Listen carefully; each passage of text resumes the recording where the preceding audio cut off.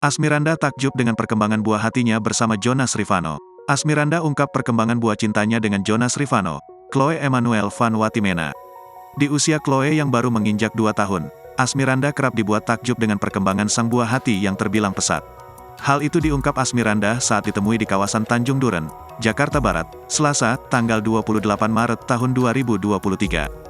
Buat kita melihat tumbuh kembang Chloe sampai sekarang kadang masih bikin kita amazed sendiri, kok bisa begini, terangnya. Bahkan, Chloe sudah mampu melakukan hal-hal yang belum pernah diajarkan kedua orang tuanya. Mungkin, padahal ada beberapa hal yang belum kita ajarin tapi Chloe udah bisa sendiri, tambah Asmiranda. Termasuk, lanjut wanita yang akrab disapa Anda, karakter Chloe sudah terbaca lantaran sudah mampu menunjukkan apa yang dirasakan. Tak heran, melihat karakter sang putri, Anda dan Jonas pun seolah bercermin akan diri mereka masing-masing. Jadi kadang-kadang bercermin sama Chloe ada setengah mamanya, setengah papanya. Tapi bersyukur banget dia dapat yang baik-baiknya, pungkas Anda.